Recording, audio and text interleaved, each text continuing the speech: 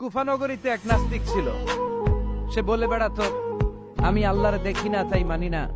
কুফানগরীর লোকজন বলে, আমাদের এক ইমাম আছে নাম নু'মান ইবনে সাবিত, উনার সাথে বসলে তুমি আল্লাহরে দেখতে পাবা। সে বলে, তাই তাহলে তোমাদের ইমামকে ডাকো। সাইয়েদনা ইমাম আবু হানিফা টাইম দিলেন, এই জুমার দিন, আজকে জুমার দিন না, এই জুমার নামাজের পরে ঠিক ভর দুপুরে 2টায় সবাই আমরা একত্রিত হব। নাস্তিকও আসবে, সাইয়েদনা ইমাম আবু হানিফাও আসবে। জুমার সালাতের পরে লোকের বন্যা বয়ে গেল, বাঁধ ভাঙা জোয়ার, অনেক মানুষ। নাস্তিক এসেছে, লক্ষ লক্ষ লোক এসেছে, আসে নাই ইমাম আবু হানিফা। আসে না আধা ঘন্টা, 1 ঘন্টা, 2 ঘন্টা পরে আসছে। নাস্তিক বলে, এই তোমাদের ইমাম যার কোনো সময়ের জ্ঞানী নাই, এর সাথে কিসের তর্ক? সাইয়েদনা ইমাম আবু হানিফা বলে, ইনদি উযর, আমার ওযর আছে। কি ওযর? সাইয়েদনা ইমাম আবু হানিফা বলেন, আমি ঘর থেকে বের হয়ে আসার পথে একটা নদী পার হয়ে আসতে হয়। আজকে এসে দেখি নদীর মধ্যে কোনো মানুষ টানুষ নাই, নৌকা নাই, মাঝি নাই, কিচ্ছু নাই। তো হঠাৎ দেখলাম পাশে বিশাল বড় একটা গাছ। এই গাছটা এমনি এমনি 2 ভাগ হয়ে গেল। হঠাৎ গাছ থেকে এমনি এমনি লম্বা তক্তা হয়ে গেল, এমনি এমনি তক্তাগুলো জোড়া লেগে নৌকা হয়ে গেল। আর নৌকা আমার সামনে আসলো, মাঝি ছাড়া, লগি বৈঠা ছাড়া। আমি নৌকায় যেয়ে বসলাম, নৌকাটা আমার নিয়ে টান দিয়ে সাঁ করে ওপার নিয়ে গেল। তো এই যে এই কাজগুলোর প্রসেসিং গুলো হতে আমার 2 ঘন্টা সময় লেগেছে। নাস্তিক কয়, তগ ইমাম গাঞ্জা খাইছে, মাথার তার ছিঁড়া গেছে, নাহলে কোনো সুস্থ মানুষ এই কথা বলতে পারে? এমনি এমনি নাকি গাছ ভেঙে তক্তা হয়, এমনি এমনি নাকি তক্তা লেগে নৌকা হয়, এমনি এমনি নাকি মাঝি ছাড়া নৌকা চলে? সাইয়েদনা ইমাম আবু হানিফা বললেন, এই তো আপনি লাইনে চলে আসছেন, আপনারে বুঝানো এখন আমার খুব সহজ হবে। এমনি এমনি গাছ কাটে না করাত ছাড়া, এমনি এমনি তক্তা জোড়া লাগে না, নৌকা হয় না মিস্ত্রি ছাড়া, এমনি এমনি নৌকা চড়ে না মাঝি ছাড়া। তাহলে এত বিশাল বড় আকাশটা কেমন করে এমনি এমনি হলো? জমিনটা কেমন করে এমনি এমনি হলো? সাগর, মহাসাগর, পাহাড়, মরুভূমি কেমন করে এমনি এমনি হলো? এগুলোর একজন স্রষ্টা আছে না নাই? নাস্তিক কয়, তাই তো, আসলেই তো আমি হাদারাম, আসলেই তো আমি উল্লুক্কা পাঠা। এইভাবে তো আমি কখনো ভেবে দেখি নাই, এইভাবে তো কখনো চিন্তা করি নাই। ওই বাপ, তুমি আমার ঘুমন্ত বিবেককে জাগিয়ে দিয়েছ, তুমি আমার চোখের সামনের পর্দাটা উঠিয়ে দিয়েছ, তুমি আমার দৃষ্টিভঙ্গিকে পরিবর্তন করে দিয়েছ। ওই ইমাম, তুমি আমার চোখ খুলেছ, তুমি আমাকে হক চিনতে সাহায্য করেছ। আর দেরি করতে চাই না, আমারে পড়িয়ে দাও লা ইলাহা ইল্লাল্লাহু মুহাম্মাদুর রাসূলুল্লাহ। কালিমা পড়ে মুসলমান হয়ে গেছে। আল্লাহু আকবার পড়েন।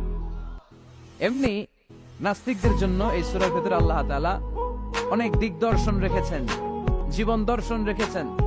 আল্লাহ বুঝাতে চান যে, গোলাম, আমারে চেনার জন্য, আমারে দেখার জন্য তো ডক্টরেট ডিগ্রি লাগবে না, তোর ব্যাচেলর ডিগ্রি, মাস্টার্স ডিগ্রি লাগবে না। তুই আমার সৃষ্টির দিকে একটু নজর করে তাকা, একটু ঠান্ডা মাথায় চিন্তা করে দেখ, একটু সাগরের দিকে তাকা, একটু নদীর দিকে তাকা, একটু পাহাড়ের দিকে তাকা। তাকালেই তুই বুঝবি সামওয়ান ইজ কন্ট্রোলিং এভরিথিং। একজন এমডি আছে, ম্যানেজিং ডাইরেক্টর, মহা ব্যবস্থাপক, যিনি গোটা বিশ্বের সব ব্যবস্থাপনার আঞ্জাম দিচ্ছেন। চিল্লায় বলেন ঠিক কিনা? আল্লাহ বলে, তুই সাগরের দিকে তাকা, পাহাড়ের দিকে তাকা, নদীর দিকে তাকা। সাগরের দিকে তাকালে আমি আল্লাহরে খুঁজে পাবি। ঝর্ণার দিকে তাকা, ঝর্ণার মধ্যে আল্লাহর নিদর্শন আছে না নাই? ঝর্ণা আছে না? এই ঝর্ণার দিকে তাকাবেন, ঝর্ণার ঝরঝর শব্দের আওয়াজগুলো বুঝার চেষ্টা করবেন, দেখবেন ঝর্ণা আপনাকে বলে দিবে যে আমার স্রষ্টা কে। আল্লাহর সৃষ্টির দিকে তাকালে আল্লাহরে পাওয়ার সুযোগ আছে না নাই? এই তথ্যগুলো, এই উপাত্তগুলো, এই মেসেজ আর ইনফরমেশন গুলো আল্লাহ তাআলা এই সূরার ভিতরে ভরে দিয়েছে। শুনতে রাজি আছেন?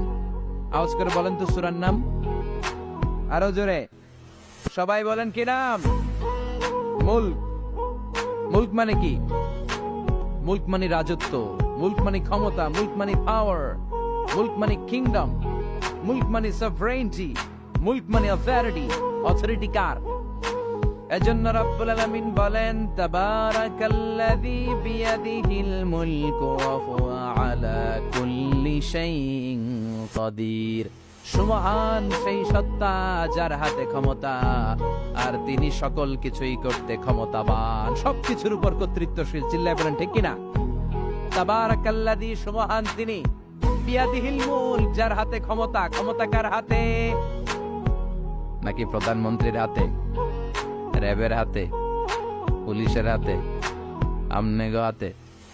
আপনারা তো কোন ক্ষমতা সব আমগো হাতে। সকল ক্ষমতার উৎসকে, সকল ক্ষমতার উৎস আল্লাহ, কিন্তু আমরা বলে থাকি সকল ক্ষমতার উৎস জনগণ। এটা যুক্তিতে টিকে না। কি ক্ষমতা আছে আমাদের? কি ক্ষমতা আছে? কোনো ক্ষমতা নাই। মানুষকে আল্লাহ তেমন কোনো ক্ষমতাই দেয় নাই। যেটা দিছে এটার ক্ষমতা বলা যায় না। চিল্লায় বলেন ঠিক। আসল ক্ষমতার মালিক হলেন আল্লাহ। আমাদেরকে তো আল্লাহ দুর্বল করে বানিয়েছেন। ওয়া খালাকাল ইনসানু দাঈফা। আমাদেরকে দুর্বল করে তৈরি করেছে কে? শুধু আমরাই দুর্বল না, আমি দুর্বল, আমার বাপ দুর্বল, আমার দাদা দুর্বল, আমার 14 গোষ্ঠী দুর্বল। আমরা দুর্বলের ঘরের, চিল্লায় বলেন দুর্বলের ঘরের, সেই দুর্বলের ঘরের দুর্বল কয় আমরা সব ক্ষমতার উৎস।